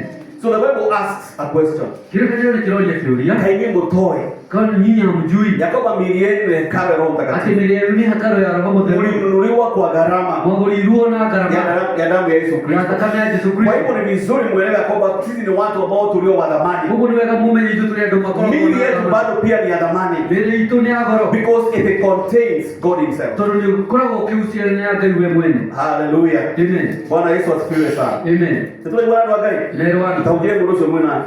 Ewe mwili wako. Mwambie mwili hii yako wako sio kuchezewa. Kwa ndio wako wa Ngai. Kwa sababu unabeba Mungu. Bwana asifiwe sana. Amen. The Bible says this is the temple. Na kile kana kaida ino ni hekalu of the Holy Spirit. Ya Roho Mtakatifu. Temple ni kama nyumba kama hii. Temple ni ta nyumba teno. Hii temple nyumba teno. Kile kinaipatia dhamani. Kile kimeheaga bora. Ni idui. Bwana asifiwe sana. Ni sisi. Ni idui. Kwa sababu hapa ndio tunaishi. Ndio haya na watu ikana. Hallelujah. Amen. Tunatia modo sio mwana kama hivi tuna nyumba ino dhamana. Ndio tuyaga nyumba ino koro. Tunaigwa nipea dhamana. Wewe hii mwili yako wewe ndio unaipatia dhamana. Mwili wako ndio unapea dhamana. Wakati utaondoka haitakuwa na maana. Ndio kaima na mwili wako unaye morao dhamana. Pia hii mwili yako ndio unapea dhamana. Ndio kehera dino wako. Wakati utatoka kwa hii mwili wako unapata hii. Hautakuwa na dhamana tena. Bwana asifiwe sana. Hautakuwa na maana. Haitakuwa na maana. Lakini kile kinapatia mwili wako dhamana ni wewe. Ndio ile ukiishi ndani yake. Ukikara dino wako. Bwana asifiwe sana. Unapoishi ndani yake, ile dino wako iko na dhamana. Lakini pia Biblia inasema ya kwamba hata ourselves who stay in this body, makilia hizo kuikara dino wako. Pia Roho Mtakatifu anakaa ndani yetu. Na Roho Mtakatifu kuikara so we are so precious Kogo tuli afata in the sight of God. mbere ya maitho make. So it is the intention of God Kogo ni wewe ndo to ensure that our bodies are well. Kuri itu koro na ugima wa mwili. Bwana asifiwe sana. Amen. So God will do everything Ngai no ake undu to wothe. ensure that our bodies are well. To make sure mĩĩrĩ itũ Our bodies are healthy. ina ugima. Bwana asifiwe sana. Amen. Mwathani roho ucio. Amen. Ndutia mundu ucio munake mure Ngai nawe kama undu mothe ena Mungu anafanya mambo yote kwa nguvu. nigetha tigire mwili wako Hakikisha mwili yako wina ugima uko na uzima. Bado kuli kuikaraga. Maana anaishi huko. Bwana asifiwe sana. Amen. Tunaelewana? Tunaelewana? Okonya wachukua jana huko. Kama unanielewa nichukulie mkono. Bwana asifiwe sana. Amen. Nataka uelewe hii. Ndio hivyo. Kwa sababu usipoelewa Tunataka kuitoa wakati shetani anakuja kucheza na mwili yako, Ile sita ni kudaka na mwili wako. mawazo yako yatakuwa convinced. Mesidia ya I want you to be convinced in your mind. Ndio wiwidike dini And you let it sink in your spirit. No leke bumikire dini wako roho yako. Bwana asifiwe sana. Amen. Because everything we know by the mind Tudo modo moja tumenyakana na cannot help us in the time of trouble. Matike tusiteje hadi ya dina. Bwana tunaelewana? Unaelewana? Nilia wage ya dhina hivi. Wakati unaingia kwa Shima shida. kama leo nimeshia makuma utaidia. Maodo Ni maodo wale wale kwenye maikire dhini wako. ile mambo uliachilia kwa roho yako. Bwana asifiwe sana. Amen. Andiko mgomera maandiko magani huko igwa. Tuwasomea maandiko mengine hapa mtasikia. Bwana asifiwe sana. Because when we are going through these troubles, Ndio tuangalia mambo it is mengi. not what we have in our mind. Ndio ile tuna tuna It is what we have in our spirit. Mambo maria mengi wako rosi tu. Bwana asifiwe sana. Amen. Tautia morosho mwanake mwe kunyita wega. Sika vizuri. Kuna mambo mawili. Tena mambo mele. Kwa ki Greek Nini wa Greek? kuna maneno mawili yanaongea juu ya know, kujua Mungu, knowledge. Kuna mambo maragi roho menyo. Moja inaitwa gnosis. Nimeileta kwa gnosis. Gnosis ni kuelewa kwa mawazo. Gnosis liko kwebu. Lakini kuna nyingine inaitafsiriwa katika Biblia inaitwa epignosis. Ndio inaongea kwa epignosis In Greek. Nini wa Greek? Ni kusema kwamba it's knowing God Ni kumenya ati in Ngai an experiential way. na uhoro wako mu experience. Bwana asifiwe sana. Knowing God in a much more personal way. Kumenya Ngai na wewe mwende. Kama vile Biblia inasema kwamba Adam knew Eve, then they had a child. Tulia kirikani bila Adam ni Eve na makigia mwana. Bwana asifiwe sana. Amen. That know is epignosis. They had an experience together. An encounter. Kumenya ugo ile kwa epignosis. Bwana asifiwe sana. Amen. Lakini kujua mtu ni mawazo. No kumenya mundu ni mesiria. So we need to know God in an experiential way. Tunataka kumenya Ngai na uhoro wa gwataniro. Na gwataniro. Na gwataniro. Era muruso munake umenye Ngai Ujue Mungu na gwataniro. kwa usiri. You remove what you know from the mind, you put it in the spirit. Wewe kutia wale wesidalia dhino au mesiria makupe. You have an encounter with God. Ugo umesema nini? Hiyo ndio utajua kumjua Mungu. Ugo ndio kumenya Era Ngai. muruso munake tumenya mundu ni Ngai. Unajua mtu anajua Ndio ukwera. ndio wakati Kulingana tunakuja na watu hanika. kulingana na kumefanyika. Ndio watu ndio kutohawira. Hivi ndio natupea ushuhuda. Bwana asifiwe sana. Amen. Na yule aliyoapata. Ushuhuda ni wa maana. Tena muruso munake yule ni wapata. Ushuhuda ni wa maana. No ile. Lakini Makiria au idari. zaidi ya Ndio ushuhuda maudhina moka. wakati mashida imekuja Tunawaimbira mwendo leo. vile utatokea ile side nyingine. Bwana asifiwe sana. Amen. Hallelujah. Amen. Piga Yesu makofi mazuri. Amen. Amen. Bwana asifiwe sana. Amen. So we are the temples of the Holy Spirit. Hivi sio hekalo ya Roho Ndio Mtakatifu. mwanzo mwanake wewe hekalu. Ndio wewe ni hekalo ya Roho Mtakatifu. Bwana asifiwe. Mwambie ni hekalu. Wewe ni hekalo. Na nataka kumhujiria. Na ukubali Wewe kumhubiri ni yako nake. kwa sababu wewe uko karibu na yeye. Bwana asifiwe sana. Amen. Wewe ni hekalu yake. Wewe ni hekalo ya Roho Mtakatifu. Ndio mwanzo mwanake wewe Wewe wapata Mungu. wewe ni maana sana. Haikuwa utakuwa kai. Kama unaweza beba Mungu Taonika. kwa sababu Roho ni Mungu. So unapotembea usikidharau. Ndio hadi nafara ndoke. Bwana asifiwe sana. Wewe unajua Mungu hayuko tu pamoja na wewe, ako ndani yako. Ukamenyekati kenya hamwe na edino wako. Bwana asifiwe sana. Amen. Na sometimes you need to let him speak through you. Yarimo ndo agiri ukamurekereria aliye Because when he speaks through you, ndio aje you kugerera start seeing wewe. things happen. Ukaje kuona mambo magiki. Ukitora warangie gutimurugo takumenyekana ngai aturaga. Ukiendelea kuogoa mtu hizi. No kimureke aliye torwa tura thini wa. Lakini ukimwachilia aongezi wanaishi ndani yako. Mambo yako yanaweza kubadilika. Mambo makubwa kabisa. Bwana Yesu asifiwe sana. Amen. Isaiah 53 verse 5. By his stripes we are healed. Kwa mitunda yake ni tuhoneti. Era murushi mwana kwa mitunda wa mitunda ya mwana Yesu. kwa mifereji ya Yesu Kristo. By his stripes. Mifereji nguo hizo mifereji kwa mapigo.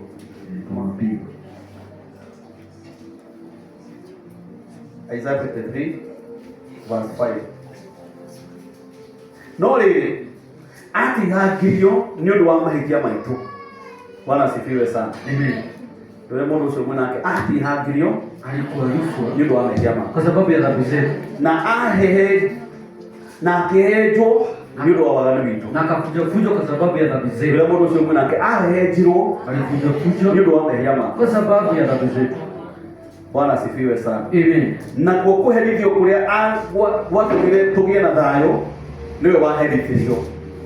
Ndio mũndũ ũcio mwanake aherithirio nĩgetha akoragwo na thayũ. Aliadhibiwa ndio ilikuwe na amani. Bwana asifiwe sana. Amen. Ucoke umure na ithuĩ tũhonagio nĩ ũndũ wa nguraro ciake. Na sisi tunaponywa kwa sababu ya kuugua kwake. Ndio mũndũ ũcio mwanake tũkũhonaga Tunapona nĩ ũndũ wa nguraro cia Mwathani kwa Jesũ. sababu ya mapigo ya Yesu Kristo. Bwana asifiwe sana. Amen. Haleluya. Amen. Bwana Yesu asifiwe sana. Amen. Nataka uelewe hili jambo vizuri. Ndio unyotao kuhoroja. Kwa sababu the truth Todoma ile ambayo inakufanya upone wakati ambapo unapitia katika magonjwa. uliotoma kuhona ile raga This is the secret. Oino ndio hilo. That with God, Ati na Ngai He has already finished your healing. Gainia alekeidio. That's what the Bible says. Ukisoma Petro inasema kwamba by His stripes we are healed. Ndio kile kanyo kile atukugera metunda yake tuhonagio. Bwana asifiwe. Tuhonetio. Tuhonetio. Bwana asifiwe sana. Amen. Wakati katika Israeli wakati ule, Zino Israeli ndio watu walikuwa wanapigwa mijeredi. Hadi ni kuhoro mahoro mwifoko. 40 minus 1. That 9. Amen. Bila kwenda kuruka kemwe. Ndio kwenda kagati 39. Kwenda kwa 40 minus 1. Bila kwenda kuruka kemwe. Bwana asifiwe sana. Amen. Utia mundu ucio mwina ati mwine mirongo kwenda 40 taimwe. kutoa moja. Ile kiboko ilikuwa inachapa watu. Kiboko kile kia huraga andu Kilikuwa kinawekwa chuma. Kile kilitwa zuma Na mifupa. na mahindi. Na kilikuwa na tendrils 7. Na kia lina tofokotoke tuja hili ya Mungu acha. Ni kiboko ambao si ya kawaida. Ni kiboko kile kia kawaida. Tia hunyo kana bokora. Si nya unyo mabokora. Kilikuwa kinatengenezwa. Ni kitu kia ndeka Kinawekwa kamba tofauti kama several. Ile kitu ifokojika Alafu inafungiliwa mifupa. Alafu iko hero mahindi. Na mtu alikuwa anafungwa kwa mti. Na mtu ako hero mtini. Anafungwa kabisa. Ako hoe. Na miguu inafungwa ukifunguliwa pale. Alafu sasa yule askari alikuwa anakuchapa. Muthigari yule akuhuraga. Alikuwa anakuchapa hiyo kiboko inaingia kwa nyama. Akuhuraga kifo kikigira nyama. Inababua hizo nyama. Alafu kaguze katarura mwili. Anaitoa hivyo. Ilikuwa inakuchapa inajizunguza kwa mwili. Wahura wewe kile mwili. Alafu kagusia. Bwana asifiwe sana. Katarura nyama. Tunaibwa nado wagai. Tunaelewana. Rotie mundu ucio mwana wake mwele huyo alipigwa ndio wao kwa sababu yake. Bwana asifiwe sana. Amen. Ukisoma hapa Isaiah, ukisoma Isaiah hapa mbele inasema kwamba akirorwo ri ndari wa kwiririo, akiangaliwa kuwa mtu wa kutamanika. Bwana asifiwe sana. Amen. Hallelujah. Amen. Nitafutie hiyo andiko hapo 1:5. Yaani akiangaliwa kulingana vile alichapwa, kulingana na walivyo. Nataka tusome basi. Nataka tusikize kwa Kikuyu na nigukorwo ndungata iyo yakorire ihana otamuti mwithi na tamuri umerete kundu kumu ndiari kirorerwa ona kana igathakara undu ingiaguciririe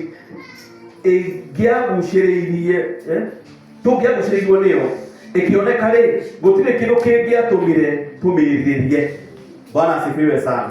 The reason why hiyo ndiko imeandikwa pale, maandiko hayo yanaitwa mtoto wa ni kwa sababu ya vile alivyochapwa. Mtoto wale ahuriwa. Kwa sababu alipofungwa pale na akaanza kuchapwa hizo mijeredi. Ndio ahuriwa na kaje kuhuriwa. Nyama zake zilitoka. Nyama zake zilizimire. Kwa hivyo mtu akimwangalia, huyo mtu amurora alikuwa anakaa kama damu. Mu aikara hana tenda kama. Bwana asifiwe sana. Amen.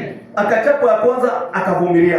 Bora kabla ya pili mpaka ya 39. Mpaka ya mrongo. Wengine wakimtazama hata mifupa ilikuwa inaonekana. Akama kibora kinyama. Kwa hivyo kuna jambo kwa time alikuwa anatolewa pale. Ile alikuwa kumbuka alikuwa amewekwa amewekwa taji ya miiba kwa kichwa.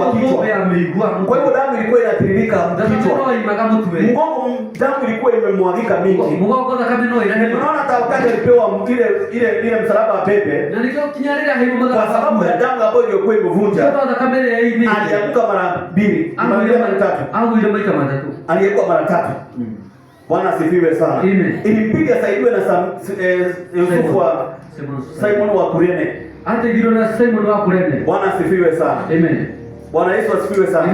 Ndio aweze kufika kwa msalaba. Ndio kinya hali ya. Alipofika juu ya msalaba, ndio kinya hali ya mdhara faidi. Kulingana vile ilivyokuwa inafanyika siku zile. Kulingana hili wale kwa hadi. Lazima angetobolewa mikono. No mwakake hole hiyo msimamo miguu na maguru. Na haikuwa rahisi. Na hoteli ndio kwa sababu ukining'inia kwa msalaba, hadi ito kuna wakati msalaba imewekwa hapa. Ndio mdhara faidi ile tu haha. Ulikuwa ujishikilie kwa mikono na miguu. Na kwa sababu mwili ni mzito, na todo mwili ni mzito, alikuwa ananing'inia hivi. Kongo mikono ikiwa huko juu. Na kwa sababu ya kuning'inia kule, mtoto wako ina mirogo. Diaphragm ilikuwa imekuwa pressed. Kama mahuli makini ndio aweze kupumua, lazima angejiinua mwili. No maka akalia mwili. Ifunguke ndio apumue alafu arudi chini. Ndio ahuye ndio soketi. Kwa hivyo ule uchungu alisikia. Ndio yake ndio modo sio. Era modo sio mwana wewe wale ndio. Wewe unafaa kusikia hivi. Bwana asifiwe sana. Niongee mwenzako kumwambia hiyo vipogo ilikuwa ni yako. Because we are the one who are received. But he took that pain. No only on our behalf. Hiyo vipogo walichapwa na mwili wake kababuliwa. Vile alivyoning'inia kwa msalaba. Kwa hiyo masaa 3. Bwana asifiwe sana. Hallelujah. Bwana asifiwe sana. Ilikuwa ni kwa sababu yako. Na kwa sababu hakuwa anataka asikie vizuri. Alikuwa ameshaamua. Alipeana mwili wake. Alipeana uzima wake. Kwa sababu yetu. Kwa hivyo alikuwa pale, ikawa alikuwa na uchungu mkubwa. Ikawa alikuwa na kiu kwa sababu damu ilikuwa imevunja sana. Aliposema niko na kiu, akaletewa mvinyo akakataa. Bwana asifiwe sana. Akasema sitakunywa mvinyo. Sitakunywa. Aile ndio kunywa wiki. Ndakunywa joto. Alisema atakunywa. Ndio modo wa nyamba neto. Unaona ndio ige.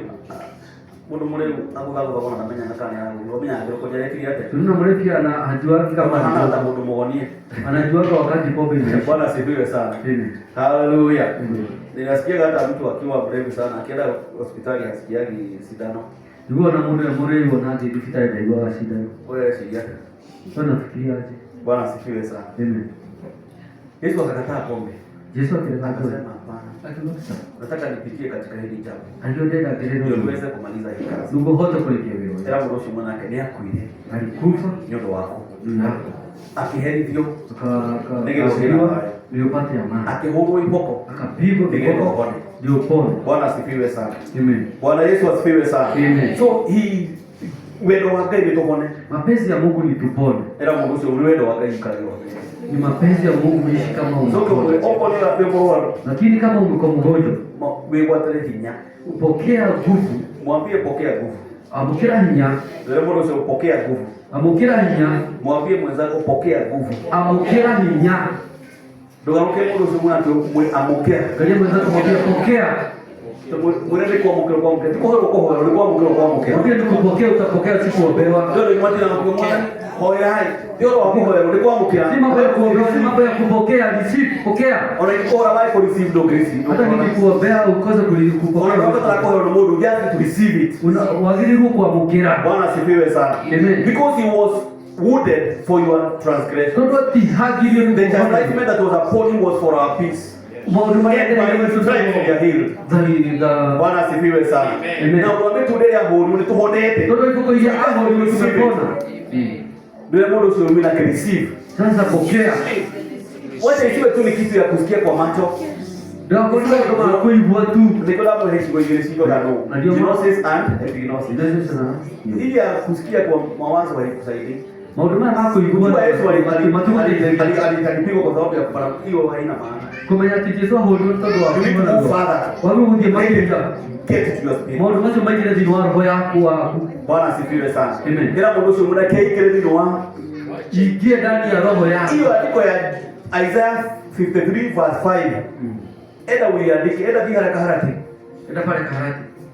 Uwe version ya wendete. Tumia version yenye. Wewe mtu wa saibati nini? Ambia mtu wa saibati. Ni andiko nini? Hii maandiko Tabitira nitolee. Kulitira Niandikie. wewe wape haraishi harairo. Uende uweke kwa kioo.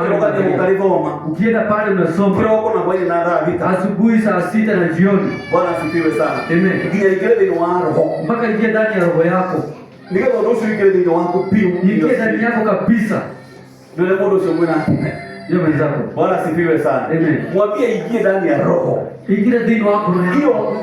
Hiyo ujuzi ingie katika roho. Roho wako mwenyewe. Hiyo mambo ingie ndani ya roho yako. Itoke kwa mawazo ingie kwa roho yako. Bwana asifiwe sana. Amen. Ndio kila wakati hata ukiwa umelala. Ndio jianelio kama hiyo. Roho yako inaweza ambia shetani ndio ametulia mwanzo ni Yesu hulileke. Roho amesema kufanya Amen.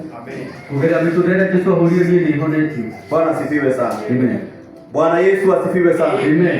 Andiko la mwisho. Proverbs 18:14.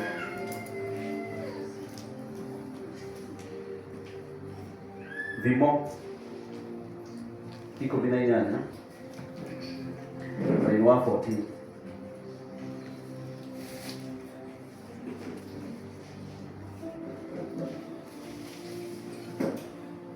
Roho wa mundu niguo umumagiriria riria ari murwaru. Linamtia nguvu wakati ako mgonjwa. Era mundu ucio munake roho wa mundu. Roho wa mtu Niguo umumagiriria linamtia nguvu riria e murwaru. wakati ako mgonjwa. No roho muthithikuri no ungihota kwitiria. Lakini roho udhaifu nani anaweza kustahimili?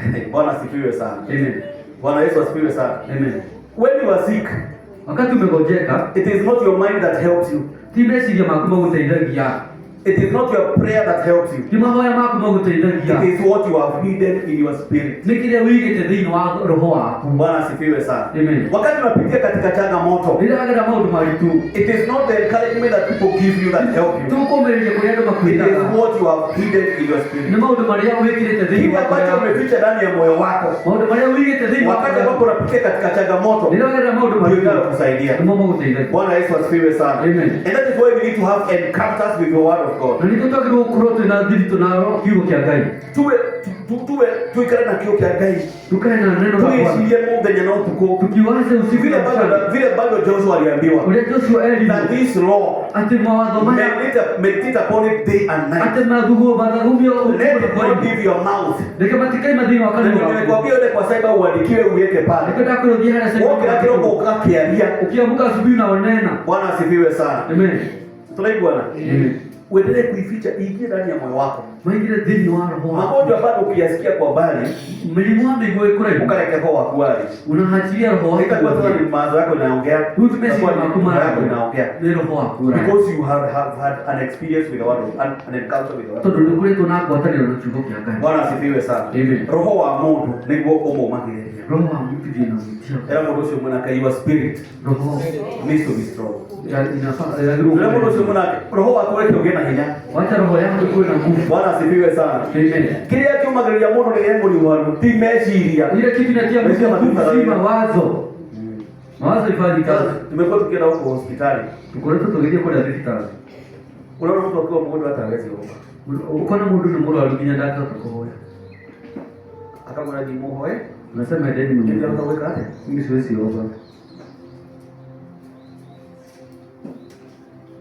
So it matters what you have hidden in your spirit. Odoleo hili tendo wa roho wako unawapata Mungu. So your spirit will be strong. Roho wako ngibokro ina hinya. And this strength only comes from the word of God. Na hinyoni umaga dhini wako. So that when you are sick, Toduruli ya wemulwa. your spirit knows. Roho wako ni ramya.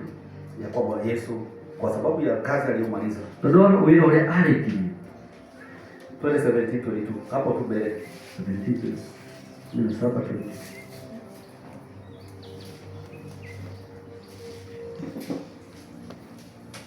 I think hiyo ilikuwa niko na mwisho.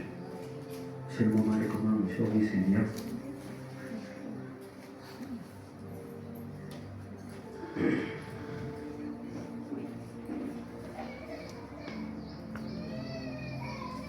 Ngoro ngenu nĩ ndawa njega na roho mũrugĩku ũng'aragia mahĩndĩ.